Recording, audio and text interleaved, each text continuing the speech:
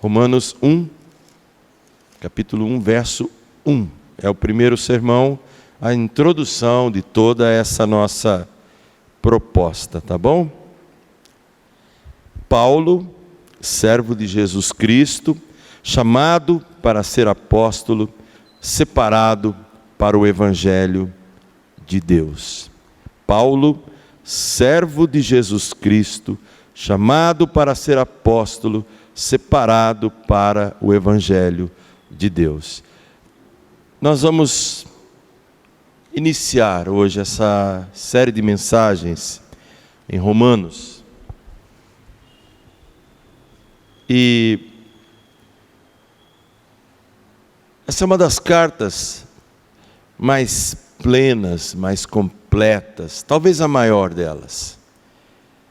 E alguns estudiosos dizem que Romanos é o manifesto cristão, o maior.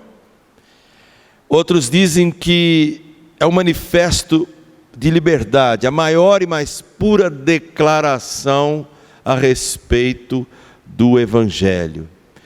A essência do livro de Romanos é a seguinte: Romanos revela que o homem está encarcerado, preso em seu ego, em seus medos, em suas dúvidas, em seus pecados, em sua imoralidade, em sua corrupção, e só Jesus no Evangelho pode libertar o homem desta prisão.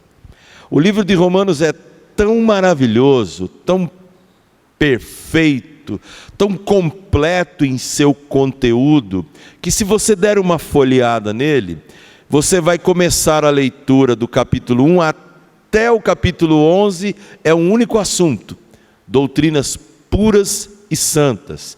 Do capítulo 12 até o final, capítulo 16, o apóstolo Paulo se preocupa com questões de ordem prática, onde que essa doutrina entra para fazer a nossa vida funcionar como vida de fato transformada. Calvino chegou a dizer a seguinte frase sobre esse livro, preste atenção: se nós atingirmos uma verdadeira compreensão quanto a esta epístola, nós vamos ter uma porta aberta para todos os tesouros maravilhosos da Bíblia.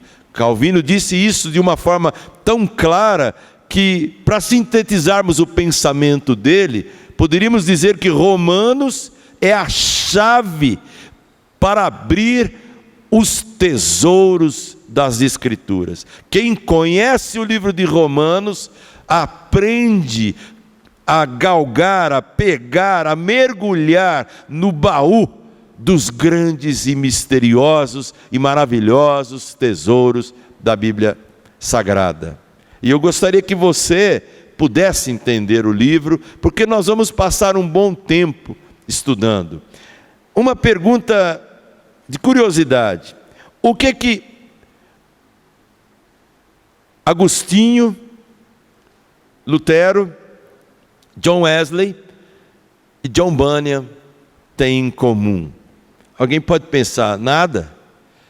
Agostinho, Lutero, John Wesley e John Bunyan, o que eles têm em comum? Eu vou dizer para vocês. Agostinho viveu no ano 380, por aí. No ano 386 ele estava em Milão. Ele já era um professor de literatura clássica e bíblica, mas um devasso, um homem perverso e pervertido. E ele ficou agoniado com essa dupla identidade. E lá em Milão, ele se refugiou em algum canto para tentar apaziguar a luta de sua alma. E levou o livro de Romanos para ler. E a primeira coisa que ele leu foi no capítulo 13. Longe de vós as bebedices, as glutonarias, porque já é chegada a hora. Aquilo impactou de tal maneira que a vida dele mudou. O livro de Romanos levou Agostinho a escrever talvez uma das maiores obras cristãs de todos os tempos: A Cidade de Deus e Confissões. Por que tem ligação entre Agostinho e Lutero? Lutero era um frade que vivia inquieto com a incerteza de sua salvação. E ele foi chamado para dar aula na Universidade de Wittenberg. E lá ele ficou de 1514 a 1515 dando aula sobre Salmos. Depois ele passou a dar aulas e palestras sobre Romanos, até a metade de 1517. E de repente, estudando Romanos, ele leu no capítulo 1, o justo viverá pela fé, e escreveu as 95 teses a partir daí, e a vida dele mudou. A ligação entre Calvino, aliás, entre Lutero e Agostinho, é o quê? O livro de Romanos. As escrituras paulinas falando a respeito de um Deus que tem um evangelho para salvar aqueles que estão debaixo da maldição da lei.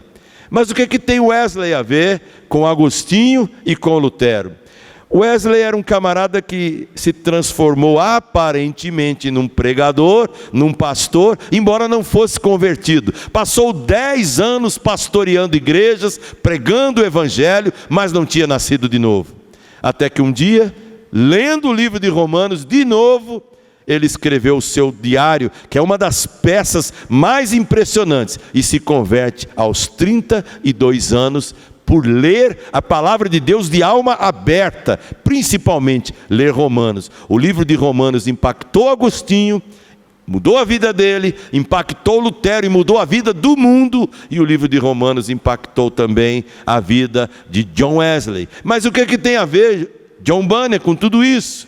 John Bunyan era um poeta, era um pregador, e foi preso durante mais de 10 anos por causa de sua fé. E lá na Inglaterra, numa prisão fria e fétida, não tinha nenhuma janela, apenas um pequeno facho de luz que entrava naquela prisão, naquele calabouço.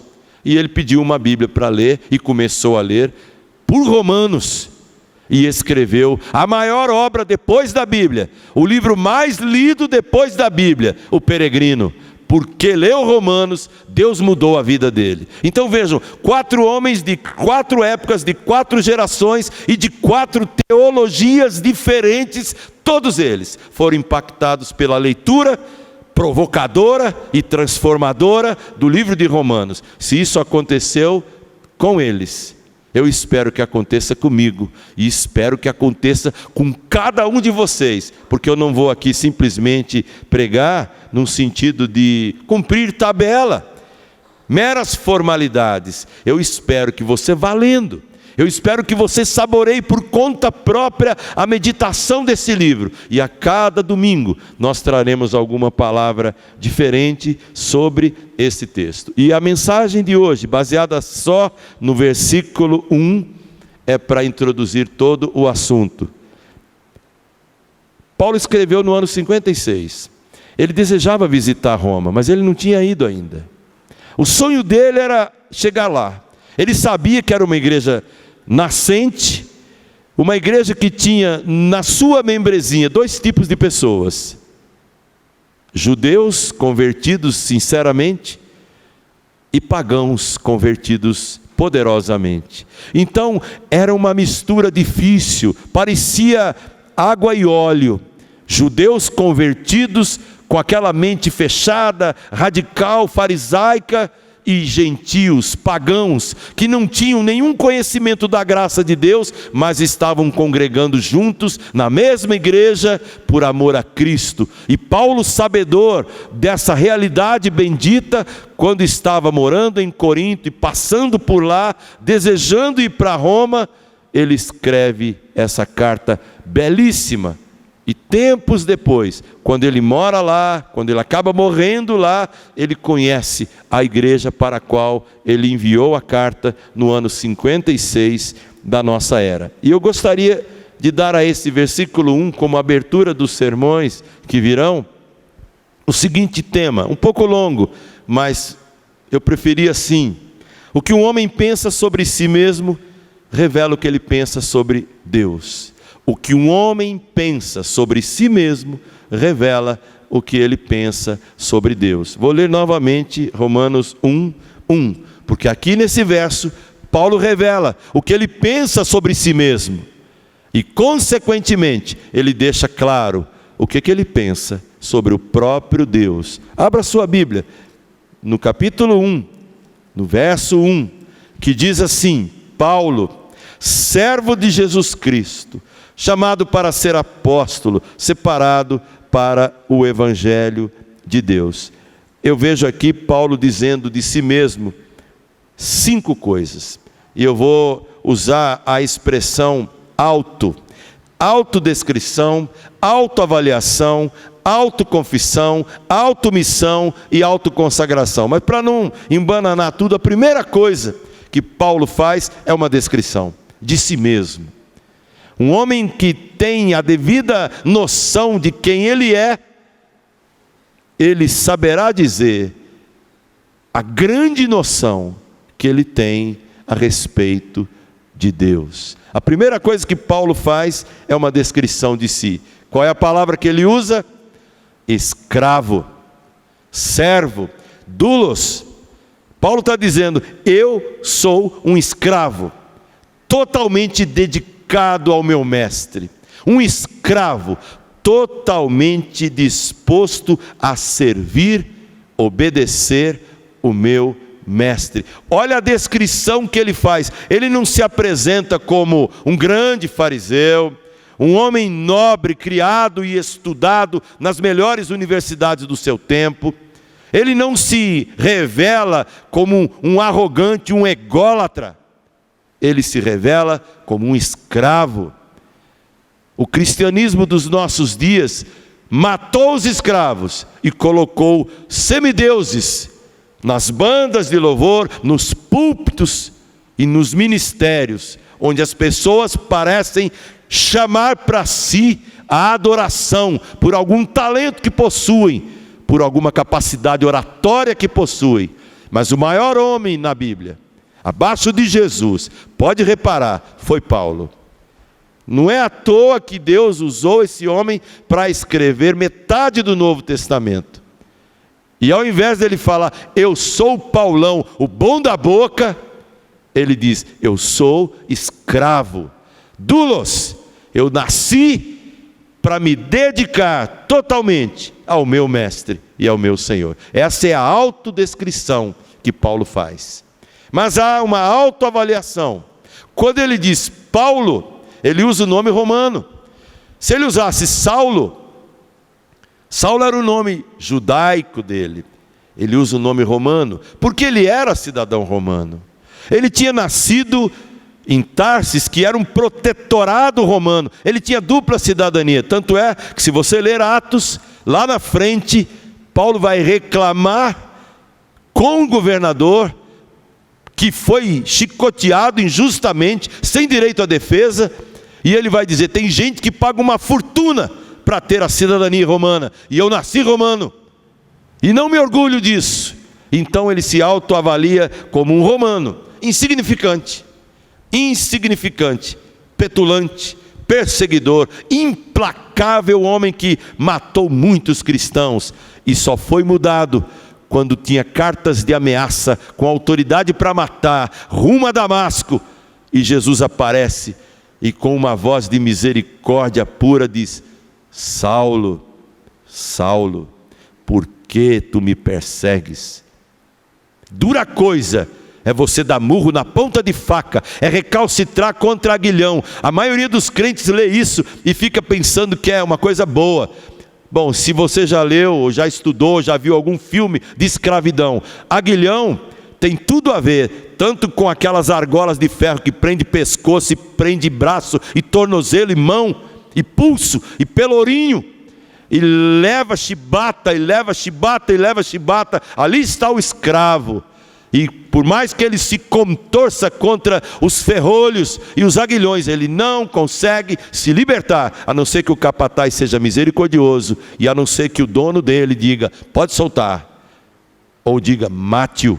Paulo está dizendo, eu me avalio como um romano. Ele coloca, Paulos, eu sou Paulos, nascido romano, poderia ser um homem orgulhoso, mas quando Cristo me jogou no chão, na estrada de Damasco, eu aprendi que eu não era nada, e todo o conhecimento que eu tinha, ele revela em Filipenses, diante da sublimidade de ter conhecido Cristo, ele dizia que todas as outras coisas, a partir daquele momento, eram o quê? Quem lembra disso? Esterco. Alguém sabe o que é esterco? Ninguém sabe o que é esterco. Esterco são as fezes dos animais, usadas às vezes para adubar a terra, mas Paulo diz, eu sou um esterco, porque quando eu vi a sublimidade daquilo que eu não sabia, que eu não conhecia, que eu perseguia, agora eu vejo que eu sou apenas, e me avalio como um romano, insignificante. Autodescrição, escravo. Autoavaliação, romano, insignificante. Autoconfissão, ele diz no verso 1, de Jesus Cristo. É o que ele fala. Eu sou de Jesus Cristo. Sou de Jesus. Lá em Filipenses ele vai dizer isso com uma palavra mais bonita. Ele diz, para mim, o viver é Cristo, e o morrer, lucro. Aqui está um homem dizendo em termos de confissão, eu sou de Jesus. Eu sou de Jesus. Irmãos, as pessoas estão matando e morrendo pelo Islã, pelo Maomé. Matando e morrendo pelo seu time preferido. Mas por ele, por Jesus,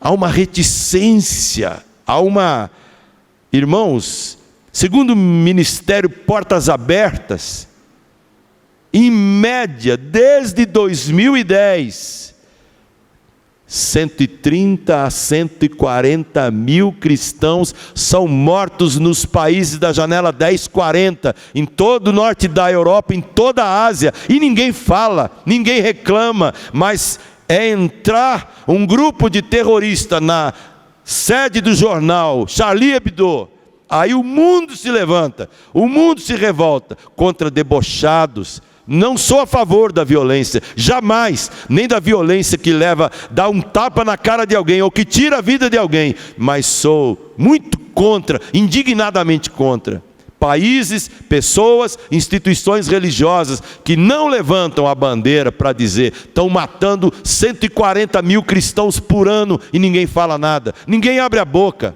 E aqui está Paulo dizendo, eu sou de Jesus, se precisar morrer por ele, eu morro, e de fato ele morre.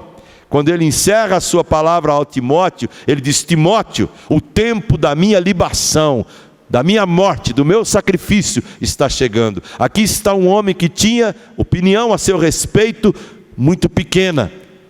Eu sou escravo, eu sou um romano insignificante, e eu sou de Jesus. Essa é a autoavaliação que ele faz. Mas também a automissão, a missão propriamente dita. No verso 1 ele diz, chamado para ser apóstolo. Em termos de brincadeira, foi muito interessante fazer uma parceria com o reverendo Jonas ontem na direção do presbitério de Pinheiros. Nós rimos muito ontem na mesa, tanto ele falando coisas como eu falando. Foi uma reunião engraçada e boa e produtiva. E na hora de nomear os representantes do presbitério ao sínodo, ele ali, a gente olha assim e pensa, ele é um homem muito sério. Quando chegou lá ele disse assim, eleito com tantos votos para representar o presbitério junto ao sínodo, o apóstolo, falou o nome do Arival. Depois falou, não, peraí. O apóstolo Arival não foi eleito, foi o apóstolo Davi. E o bispo Jonas em segundo lugar. E sobrou para o reverendo Chung lá, não sei que categoria, talvez servo, né? Mas para nós dois, apóstolo e bispo. Brincadeira, não havia nenhuma seriedade nisso. Mas hoje em dia, as pessoas se autodenominam apóstolos com a maior facilidade. E Paulo está dizendo, eu sou apóstolo, nascido fora de tempo, já não sou digno sequer de ser chamado apóstolo. E o próprio Batista dizia, nem as sandálias de Jesus eu posso desamarrar. Paulo está dizendo, eu fui chamado, para ser apóstolo. Apóstolo nada mais é do que um comissionado, alguém com uma missão específica na vida, definida. E ele cumpriu a sua missão, o seu apostolado, até que ele chegou na igreja mais complicada de todos os tempos, a pior igreja de todos os tempos, e ao mesmo tempo a melhor igreja de todos os tempos. 1 Coríntios, que igreja terrível. Paulo funda a igreja, estrutura a igreja, coordena a igreja, ama a igreja, evangeliza a igreja, e de repente, alguns anos depois, quando ele já estava preso, vem alguém dos apóstolos do século 21, entraram na máquina do tempo e caíram lá, fraudulentos, enganadores, bajuladores, e seduziram a igreja. E Paulo diz: vocês conseguem obedecer a eles, mas a mim, vocês me consideram como um lixo. Paulo se autoavalia como escravo, se autoavalia como um romano insignificante, e coloca para si a missão de apóstolo, mas não que ele quisesse. Ele diz: eu fui chamado para ser apóstolo. Você tem noção do porquê foi chamado? Para que você foi chamado? A Bíblia deixa claro: você foi chamado para glorificar a Deus. Você foi chamado para proclamar as virtudes daquele que te tirou das trevas para a sua maravilhosa luz. O resto é resto. O resto é resto. Por isso que Paulo diz: eu não sou nada, só escravo. Eu não tenho pedigree, sou um romano insignificante. Eu não tenho título, só uma confissão: sou de Jesus. E eu não tenho nenhuma missão espetacular, a não ser enviado para os gentios e pregar a eles as boas novas de Jesus. Finalmente, a autoconsagração. Paulo diz no finzinho do verso 1, separado para o Evangelho de Deus. Escravo, romano insignificante, de Jesus, chamado com uma missão clara que ele desempenhou com dignidade. E a última coisa que ele fala: consagrado. E ele usa a expressão separado, separado para o Evangelho. Irmãos, eu lembro sempre quando uso a expressão separado, que revela a questão de santidade, separado para uso exclusivo, com um copo d'água. Seja ele de que cristal for, como é bom beber água num copo limpinho, água fresquinha. Mas naquela sede, você chega lá e aquele copo começa a encher de água, e quando você leva o copo à boca, o primeiro cheiro que você sente é aquele cheiro de fresquinho, aquele ovo, aquele copo enxugado com aquele guardanapo fedido. Duvido que você beba aquela água, você não bebe. Mas quando alguém fala: esse copo foi separado para você, você bebe aquela água e ela mata a sua sede.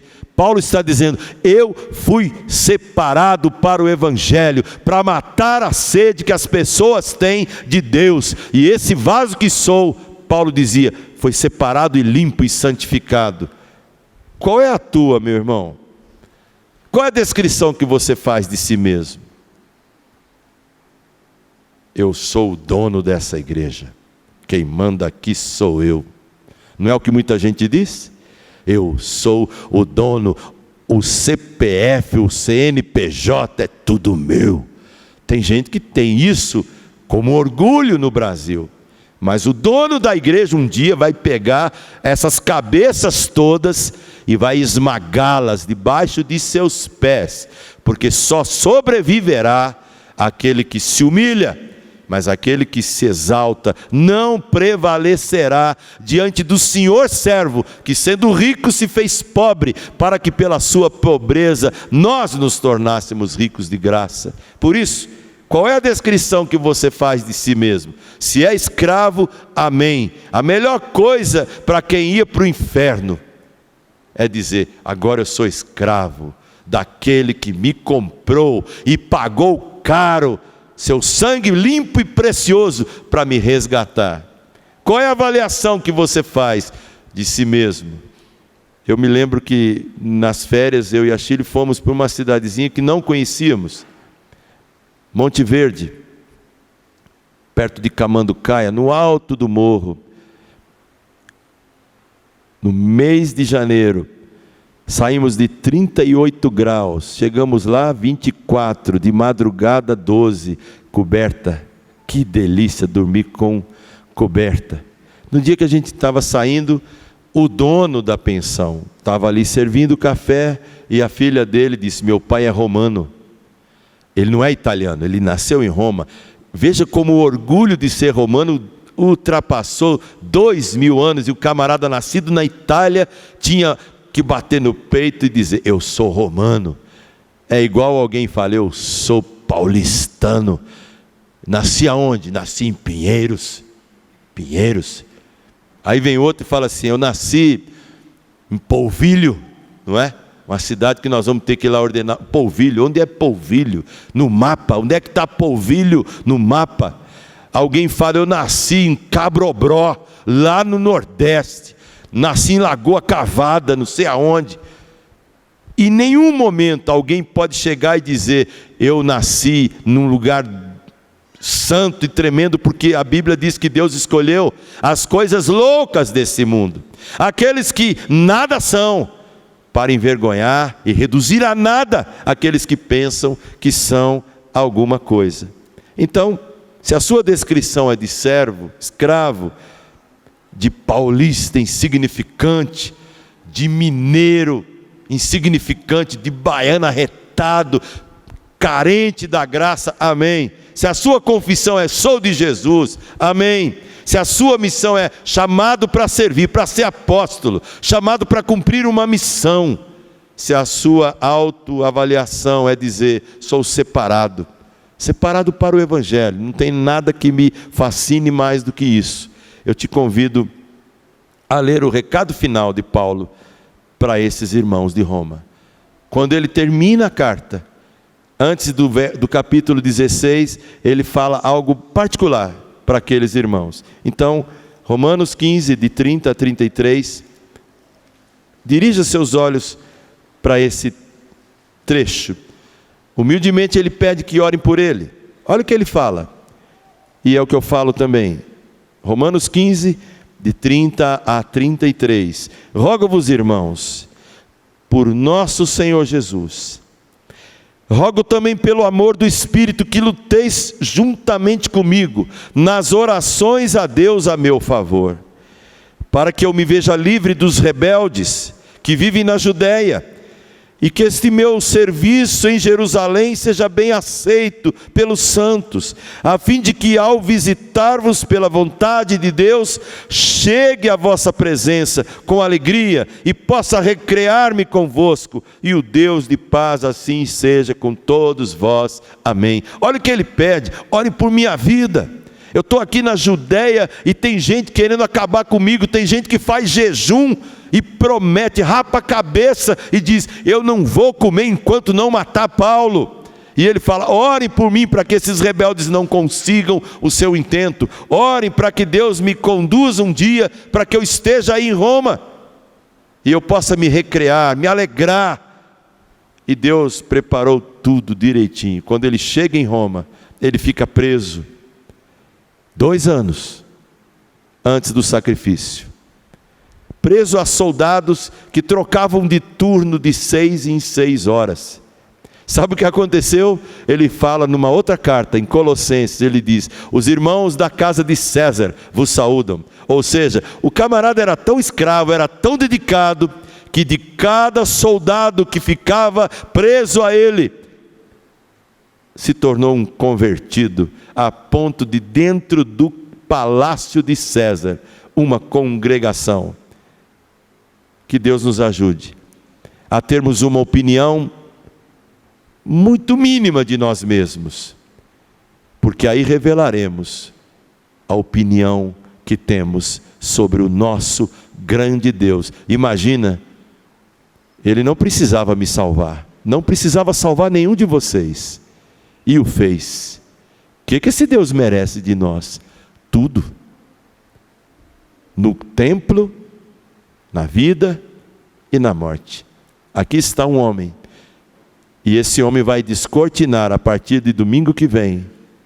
E esse homem não sou eu, esse homem é Paulo. Eu apenas vou ler e usar alguns argumentos, mas o que ele escreve nesses 16 capítulos é maravilhoso. Comece a ler Romanos. E não se assuste com o capítulo 1.